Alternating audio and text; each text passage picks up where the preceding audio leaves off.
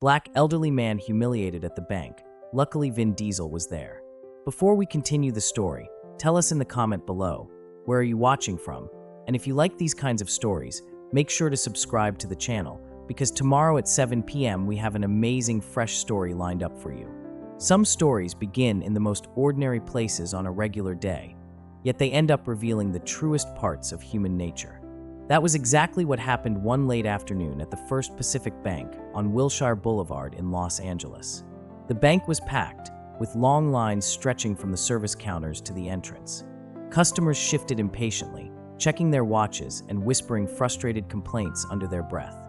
The air was heavy with tension, and the employees rushed back and forth, trying to keep up with the chaos. Behind the counter, Brittany Wallace, a young bank teller with tired eyes and an impatient demeanor, typed away at her computer. She had been at her job long enough to know which customers mattered and which ones didn't, and she had already decided that the older man standing in front of her was not one that deserved much attention. Carl Jenkins, a 73-year-old retired school teacher, stood quietly, clutching an envelope in his slightly trembling hands. He had always been independent, never one to ask for favors or handouts, but today he had come seeking answers. He had noticed unexpected fees deducted from his account, small amounts, but enough to make a difference in his already tight monthly budget. Living on a fixed pension, every dollar mattered. Taking a deep breath, he stepped forward, trying to keep his voice steady. "Good afternoon," he said politely. "I believe there's been a mistake in my account. I've been charged fees I wasn't informed about." Brittany barely looked up, her fingers still tapping at her keyboard. "Those are standard account maintenance fees, sir," she replied flatly. Carl hesitated, holding out his receipt. "But I've had this account for years, and I've never had these charges before." Brittany sighed dramatically, finally glancing at him with clear annoyance. She grabbed the envelope from Carl's hands, flipped through the papers half-heartedly, and then shoved them back toward him. "It's in the fine print of your agreement. If you didn't read it, that's not our fault." Carl blinked, taken aback. Brittany rolled her eyes, loud enough that a few people in line chuckled quietly. Carl felt his cheeks warm with embarrassment. "Look," Brittany continued with an exaggerated tone, "if you want to avoid fees, you need to keep more money in your account. That's how banks work, sir." The public humiliation had begun. Carl's throat tightened. He wasn't trying to argue. He just wanted fairness. He had been a loyal customer for decades, but as he looked around, he noticed how no one was willing to meet his eyes. The same strangers who had been loudly complaining about their own long wait times were now suddenly indifferent to his struggle. "I just want to understand what happened," he said, his voice quieter but still holding on to hope. At that moment, Matt Smith, the branch manager, walked over. He had been watching the exchange from a distance, his arms crossed as if deciding whether this situation was worth his time. Matt was a man who believed that time was money, and in his mind, Carl Jenkins wasn't worth much of either. He cleared his throat and looked down at him with a thin smile. "Is there a problem here?" Matt asked, though his tone made it clear he wasn't expecting an answer. Brittany straightened her posture immediately. "No, sir," she said quickly, as if reporting to a superior officer. "Just a customer who doesn't understand our policies." Matt turned to Carl Jenkins, his polite smile never quite reaching his eyes. "Sir, we have standard fees in place. If you can't maintain the minimum balance, there's nothing we can do." Carl Jenkins squared his shoulders, gathering every ounce of dignity he had left. "I've always kept my account in good standing," he said firmly. "These fees just started appearing. All I'm asking is for someone to review them." Matt let out a short, amused chuckle. "What's in the system is in the system, sir. We don't review automated charges." The final blow came when Matt leaned slightly over the counter and, in a voice loud enough for the entire bank to hear, said, "If you can't afford the fees, maybe this bank isn't the right place for you." A sharp silence filled the room. Carl Jenkins swallowed the lump in his throat. His fingers tightened around the envelope. He had never felt so small. Then a deep, steady voice cut through the air. "Why are you talking to him like that?" The entire bank fell silent. Heads turned toward the entrance. A man in a black t-shirt, jeans, and a baseball cap stood there. He looked like any ordinary customer at first glance, but there was something about him, his posture, his voice, his presence, that made people straighten up. Matt turned slowly, his irritation flashing across his face. "And who are you to question how we handle our customers?" The man took a few steps forward, pulling off his cap. The The gasps were instant. Vin Diesel. Yes, that Vin Diesel. The Fast and Furious star. The action legend. The man who had played some of the toughest, most fearless characters on screen. Staring Matt Smith down, Matt's confident stance faltered. Mr. Diesel. Vin raised a hand slightly, cutting him off. His voice was calm but firm. It doesn't matter who I am, he said. What matters is why you're treating this man like this. Carl Jenkins turned to Vin, eyes wide with disbelief. Matt cleared his throat, scrambling to regain control. Sir, this is none of your business. We have policies in place, and this gentleman doesn't meet the requirements. Vin tilted his head slightly, his expression unreadable. Then, with a slow, knowing smile, he asked, policies are an excuse to humiliate someone who's just asking for fairness? A few customers murmured in agreement. Brittany, who had seemed so confident earlier, now glanced nervously at Matt, waiting for him to fix this mess. Vin turned back to Carl Jenkins, his voice gentler now. Sir, what exactly is the problem? Can you show me what's going on? Carl hesitated for a moment before handing the envelope to Vin. He took it carefully, scanning the documents inside. After a few seconds, he looked up at Matt, his expression unchanged. This is a mistake, Vin said plainly. These charges shouldn't be here. You're going to fix this. Matt opened his mouth, but Vin raised a hand again, stopping him. If it's a mistake, you'll fix it, Vin continued, his voice steady. And if it's not, his voice dropped slightly, becoming even more controlled. Then it's going to be a much bigger problem for you. Matt's face paled. Brittany fidgeted nervously. The tension in the room was thick enough to cut with a knife. Matt shifted his weight, glancing at Brittany as if silently asking for a way out. But Brittany had no answers. Vin crossed his arms, standing firm, waiting for a response. And for the first time that day, Matt Smith looked truly nervous. Matt Smith shifted uncomfortably under Vin Diesel's unwavering gaze. The bank manager had spent years perfecting the art of dismissing customers like Carl Jenkins, people who, in his mind, were too old or too poor to matter. But he had never expected someone like Vin Diesel to step in and challenge him. The weight of the entire room was on him now. Customers who had once ignored Carl's struggle were now alert, eyes darting between the Hollywood star and the man in the stiff suit. Vin's voice was steady, controlled. This isn't about policies, it's about respect. He turned to Carl Jenkins, his expression softening. Sir, you said these fees weren't here before? Carl nodded slowly, still in disbelief that this was even happening. I've had this account for over 30 years. I've never seen these charges before. They just appeared 2 months ago. Vin turned his attention back to Carl, raising an eyebrow. 2 months ago. So tell me, why did the maintenance fees on his account suddenly triple? His tone was calm, but there was an edge to it that made Carl's throat tighten. Matt forced a small chuckle, trying to regain control. Mr. Diesel, I don't think you understand how banking works. Fees are adjusted based on policies set at the corporate level. If he doesn't meet the requirements for a premium account, he incurs charges. That's how it's structured. Vin nodded, pretending to consider the explanation. Right. But tell me, Matt, do you review those charges? Do you actually check if they're correct, or do you just assume the system is always right? Matt hesitated. He knew he was walking into a trap, but there was no easy way out. The system is designed to be accurate, he said cautiously. Vin let out a short breath through his nose, an almost amused sound. So you don't check. He glanced down at the papers Carl Jenkins had given him, flipping through them quickly. Here's what I see, Carl. A man who's been banking here for decades suddenly gets hit with fees he wasn't informed about. When he asks for clarification, he's mocked and humiliated. And now you're standing here, trying to tell me it's just policy. Matt's face turned red, his fingers tapping against his forearm, a nervous habit. We follow guidelines. We don't make exceptions. Vin's expression hardened. That's where you're wrong. You do make exceptions, just not for people like him. His voice wasn't loud, but it carried through the entire bank, making Matt feel like the walls were closing in on him. Brittany, the young teller, cleared her throat, looking even more nervous. Mr. Smith, maybe we should just... Matt shot her a glare that made her mouth snap shut. He was losing control, and he knew it. Vin, however, was just getting started. He turned toward the watching crowd.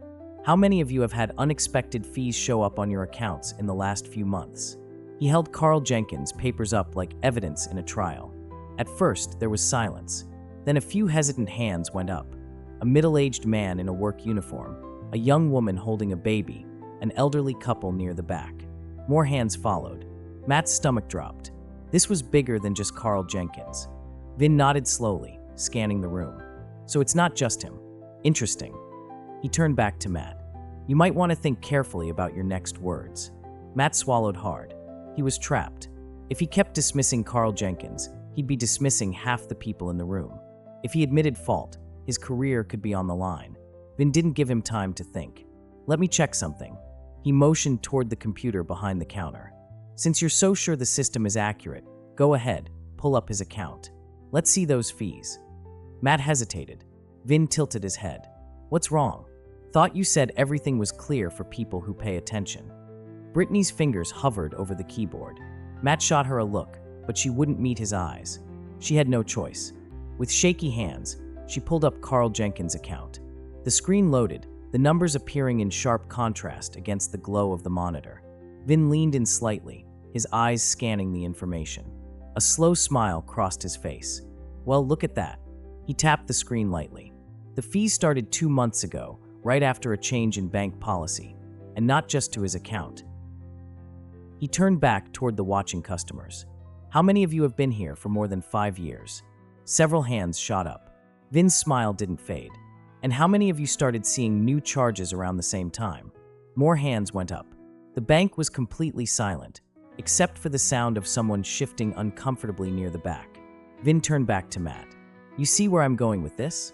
Matt's face was ashen now. Mr. Diesel, I assure you, we don't target specific people.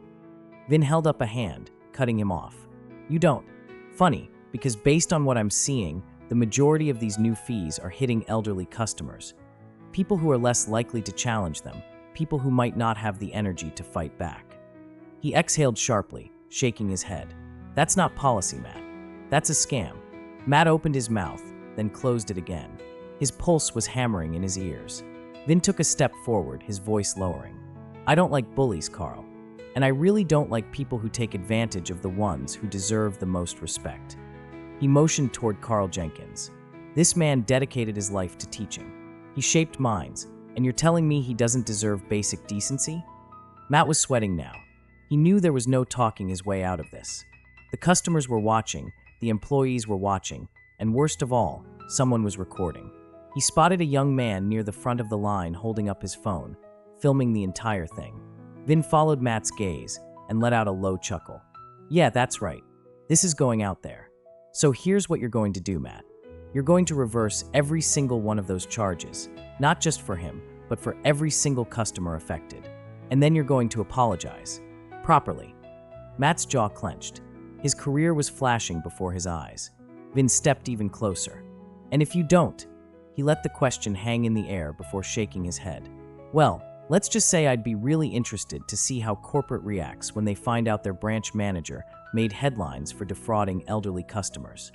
Matt exhaled shakily, his shoulders slumping. He turned to Brittany. Fix it, he muttered. Brittany wasted no time. Her fingers flew across the keyboard, reversing every charge. The tension in the bank began to shift. The nervous whispers turned into quiet approval. Vin watched as the numbers changed on the screen. He turned back to Carl Jenkins, offering him a small nod. That's more like it. Matt's face was pure defeat. But Vin wasn't done. Now, he said, folding his arms, let's hear that apology. Matt clenched his jaw. He swallowed hard. Mr. Jenkins, I apologize for the misunderstanding. Vin raised an eyebrow. Matt sighed. I apologize for the way you were treated. It was unacceptable. Carl Jenkins didn't say anything for a moment, then slowly nodded. Thank you. Vin glanced around, making sure everyone had seen it. That wasn't so hard, was it? He smiled slightly, turning toward the customers. Let this be a lesson. Speak up. Stand up. And don't let anyone make you feel like you don't matter. For the first time that day, the room filled with something other than tension. It filled with quiet admiration. And just like that, Vin Diesel turned, put his cap back on, and walked out of the bank. But the story wasn't over yet. The video would go viral, and the consequences for Matt Smith were just beginning. The moment Vin Diesel stepped out of the bank, the atmosphere inside shifted. The customers who had initially remained passive now exchanged murmurs of approval, while the employees behind the counter, including Brittany Wallace, struggled to process what had just happened. Matt Smith, the once confident bank manager, stood frozen, his face pale and his hands clenched tightly at his sides. He had lost control of the situation, and he knew it. Worse, the young man near the front of the line was still recording. Matt's heart pounded as he turned toward Brittany. "Shut that down now." Brittany hesitated, glancing between him and the computer screen where the reversed fees were still displayed. "Sir, Matt clenched his jaw. "Now." But it was too late. The young man filming, who had been quiet until now, raised his voice. "Already uploaded, buddy. You can't erase this." Matt's stomach sank. A few seconds ago, he had been in complete control, dismissing Carl Jenkins as just another elderly man who wouldn't fight back. Now his name and face were about to be all over the internet. Carl Jenkins, standing beside the counter, watched the scene unfold with a quiet but growing sense of satisfaction. For the first time since stepping foot into the bank that afternoon, he didn't feel small. He had spent his entire life teaching his students to stand up for what was right, but he had never imagined someone like Vin Diesel would step in and remind him of that lesson when he needed it most. The young man with the phone grinned. "Man, this is going to blow up. People are going to love seeing you get put in your place." Matt's pulse thundered in his ears. He grabbed his suit jacket and turned sharply, heading straight for his office. He needed damage control, and he needed it fast. But before he could disappear behind his office door, Brittany spoke up, her voice hesitant but clear. "Sir, I think we should report this." Matt froze. Brittany continued. "We were never supposed to charge those fees in the first place. If corporate sees this," Matt whirled around, his face now bright red. "You think corporate is going to back some old man over me?" He laughed bitterly, though the nervous edge in his voice betrayed him. "I've been running this branch for 8 years. They'll..." The sound of a notification alert interrupted him. Then another and another. Phones throughout the bank chimed as customers checked their screens. Carl Jenkins, confused, looked at the young man still holding his phone up. He smirked. "Told you. The video is already spreading." Matt snatched his own phone from his pocket and nearly dropped it when he saw the screen. The video was live, hundreds of shares already, comments flooding in. His name, his bank, his behavior, all captured in crystal clear clarity and now out in the world. A single word escaped his lips. "No." Customers in the lobby, now emboldened, no longer whispered. Some muttered in agreement, others chuckled under their breath, and a few outright shook their heads at Matt in disgust. He could feel the shift, the way the power dynamic had flipped. Minutes ago, Carl Jenkins had been the one looking down, ashamed. Now it was him. Then the phone rang. Brittany glanced at the caller ID, her eyes widened. "It's corporate." Matt snatched the phone from her hand. He straightened his posture, clearing his throat before pressing the device to his ear. "Yes, this is Matt Smith." The voice on the other end was curt and cold. "Mr. Smith, we need to talk. Now." Matt turned on his heel and stormed into his office, slamming the door behind him. Outside, the bank settled into an odd silence. The tension was still there, but it was different now, an expectant quiet, like the moment after a storm when the damage is being assessed. Carl Jenkins exhaled deeply, suddenly aware of how tired he felt. It was over. He looked around at the other customers, noticing that many of them still had their phones out, still whispering about what had just happened. Brittany turned toward him, her posture less rigid than before. "Mr. Jenkins, she hesitated. "I just want to say I'm sorry for how I spoke to you earlier." Carl studied her, then nodded. "I appreciate that."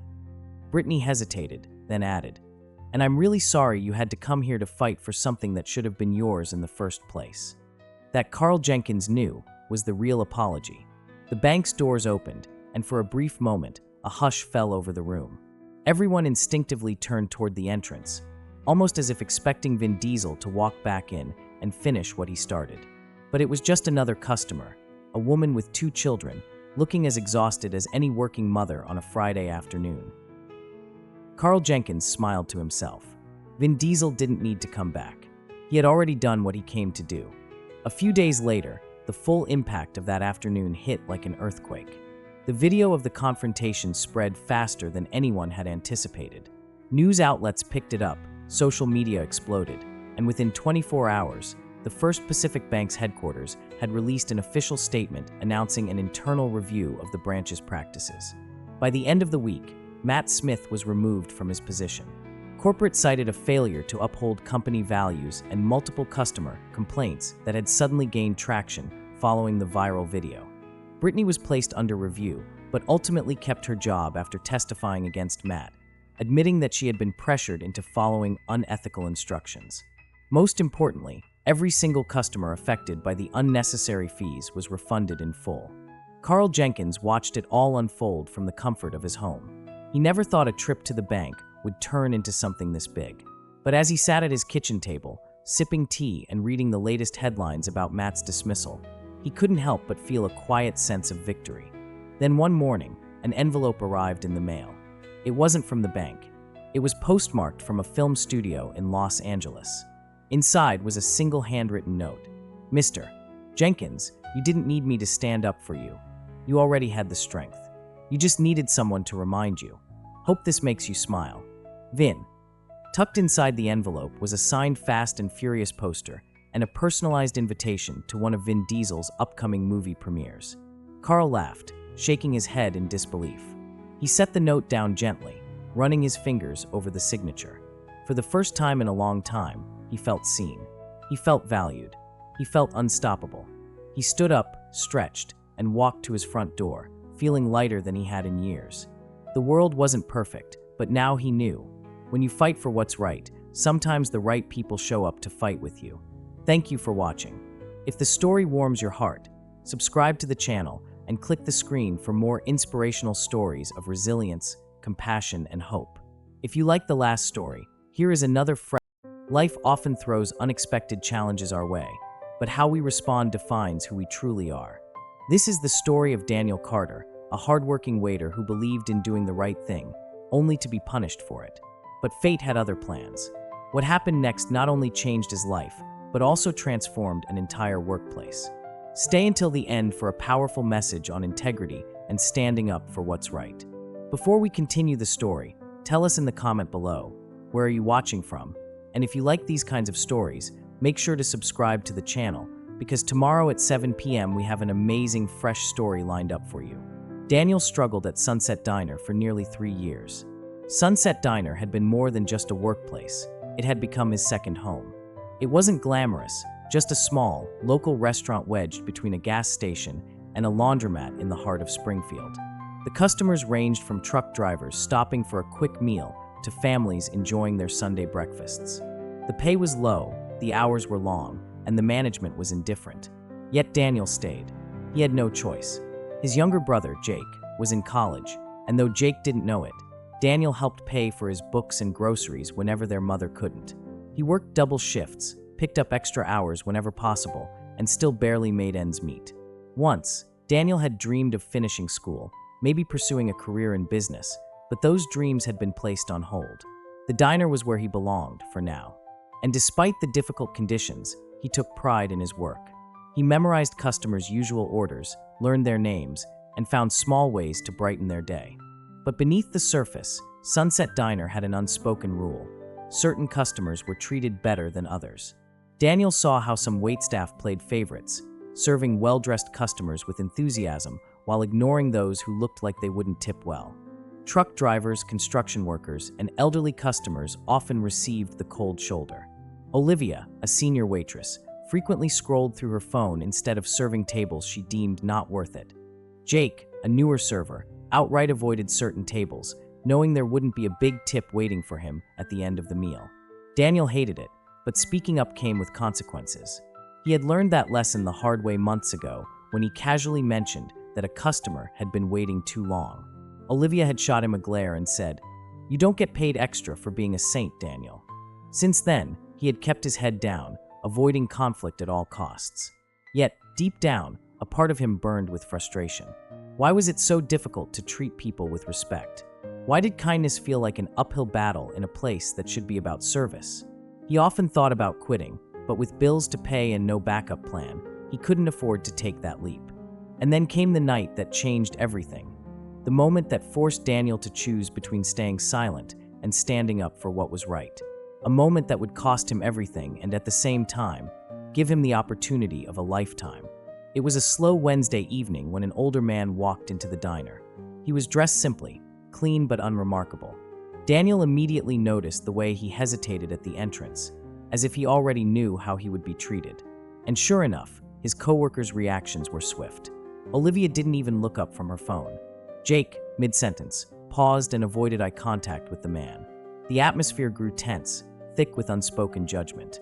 Daniel had seen this before. Some customers were invisible to his colleagues, and this man was clearly one of them. He watched as the man glanced around the room, his expression unreadable, his shoulders slightly slouched as though he expected to be turned away or ignored. He took a slow step forward, scanning for an open table, his hesitation lingering. A few seconds passed, but still, none of his coworkers moved. The unspoken rule had already been set. This man was not a priority. Daniel felt a pang of frustration. He refused to be part of this unfairness.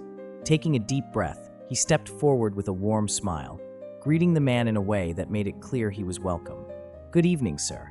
Would you like a booth or a table?" The man's eyes flickered with surprise before he nodded slightly. "A booth, please." Daniel guided him to a seat near the window and handed him a menu. "Take your time. Let me know if you have any questions." As the man settled in, Daniel went straight to the kitchen, grabbing a coffee pot before he even had to ask. He returned and filled the man's cup, ensuring it was hot and fresh. "Let me know if you'd like a refill anytime." The man studied him for a moment before giving a small, appreciative nod. "Thank you." Meanwhile, Daniel caught the exchanged glances between Olivia and Jake. Olivia rolled her eyes and muttered under her breath. Jake smirked, shaking his head. It was clear they thought he was wasting his time. But Daniel didn't care. This was how a customer should be treated, with dignity, with respect, with kindness. As the man browsed the menu, Daniel stood by the counter, pretending to check the order slips while discreetly watching his reaction. He saw the way the man's shoulders eased slightly, how his grip on the menu relaxed as though the initial tension had slowly begun to lift. He wasn't expecting much, but a simple act of kindness had made a difference. And that was all Daniel needed to know. He had made the right choice. Little did he realize that single decision was about to change everything. The next morning, Daniel was called into the manager's office. Mark, the diner's indifferent owner, stood with arms crossed, his expression void of empathy. "We're letting you go," he said flatly, as if he were discussing something as trivial as a misplaced order. Daniel's breath caught in his throat. What? Mark avoided eye contact, instead glancing at a file on his desk. "We've made our decision." Daniel's stomach twisted into knots. He knew the truth. This wasn't about his performance. This was punishment for treating a customer with the respect they deserved, for refusing to follow the unspoken rule of ignoring certain guests. "This is because of last night, isn't it?" he challenged. Mark didn't answer. His silence was louder than words. Anger and disbelief coursed through Daniel. "So I get fired for doing my job, for treating someone with basic decency?" His voice trembled, but not with fear, with defiance. Mark exhaled sharply. "You can collect your final paycheck next week. That's all I have to say." Daniel clenched his jaw, his hands tightening into fists at his sides. He had given his all to this place, and this was how they repaid him. But even as the anger swelled inside him, something else was taking shape, a realization. This wasn't just an ending. It was the beginning of something bigger. Tightening his fists at his sides, Daniel knew there was no point in arguing. His fate had been sealed the moment he chose to stand up for someone instead of following the toxic culture of favoritism. With slow, deliberate movements, he untied his apron and placed it on the chair in front of Mark. "You know this isn't right," he said, his voice steady despite the fire burning inside him. Mark flinched slightly but quickly masked it, shuffling some papers as if eager to move on. He didn't even bother to look Daniel in the eye. As Daniel stepped out of the office, head held high, the air in the diner felt different, like he was seeing it for what it truly was. The place he had spent years in, sacrificing so much, now felt small, insignificant. Olivia stood near the counter, arms crossed, her smirk smug and satisfied. Jake kept his eyes down, pretending to wipe the counter, unwilling to meet Daniel's gaze. Daniel inhaled sharply. He had lost his job, his income, and his security, all for doing the right thing. But as he pushed open the diner door and stepped into the morning light, one thing was certain. He might have lost this battle, but he refused to lose himself. Sitting in his car, gripping the steering wheel in frustration, Daniel tried to steady his thoughts. He had no backup plan, no idea what to do next. His phone buzzed suddenly, an unknown number flashing on the screen. He hesitated, staring at it. Was this another bill collector? A mistake. Finally, curiosity won, and he answered. Daniel, this is James Reeves. You served me last night at Sunset Diner. Daniel's breath caught. Oh yes, sir. How can I help you? James' voice was calm but firm. I heard what happened. You were fired for treating me with respect. Daniel swallowed hard, his grip tightening on the steering wheel. I guess that's how things work around there. A brief pause. Then James continued. Well, I want to offer you a job. Not just any job, a management position at my restaurant. I need someone with integrity, someone who treats people right. I think you'd be perfect. Daniel's heart pounded. This was surreal. Could he really step into a leadership role? Could he take charge and turn a place around when he had never been given the chance before? He glanced back at the diner from the parking lot, the place where he had poured years of effort, only to be discarded in an instant. Did he want to step back into the restaurant business, knowing how cruel and unfair it could be? But something deep inside him, the part that refused to let injustice win, answered before he had time to overthink.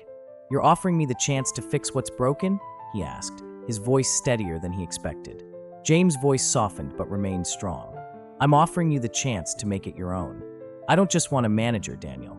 I want someone who can build something better. A spark of determination flared in Daniel's chest.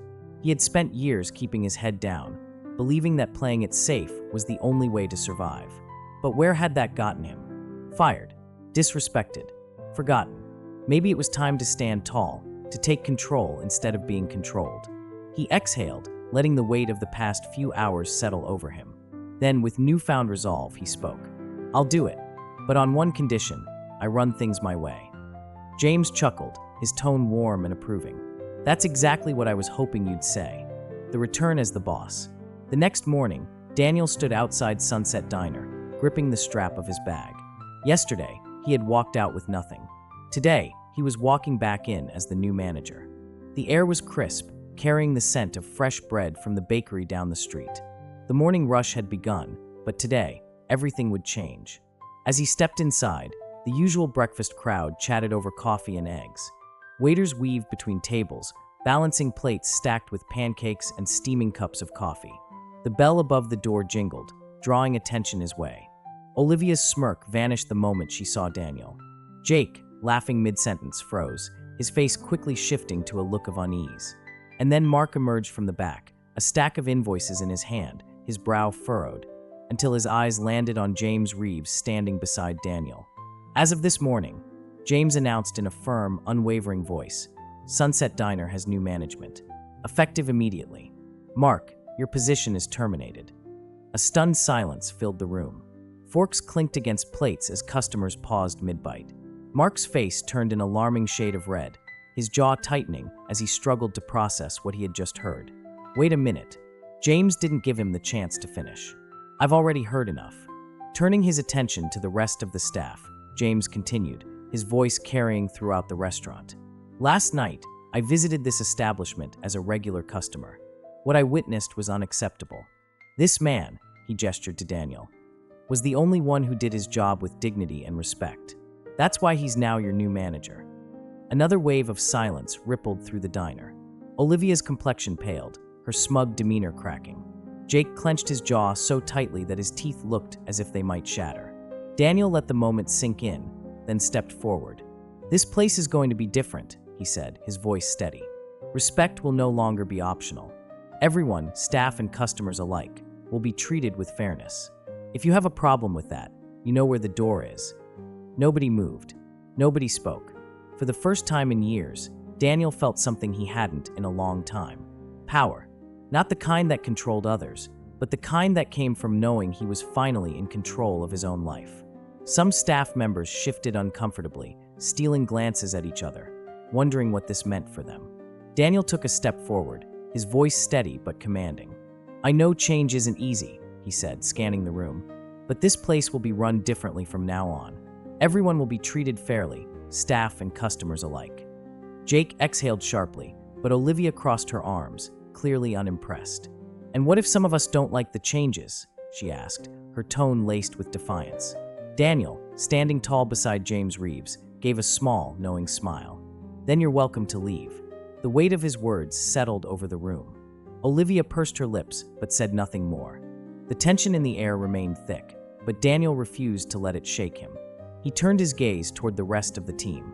"For those of you who want to be part of something better, who want to work in a place where respect is given to everyone, I look forward to working with you."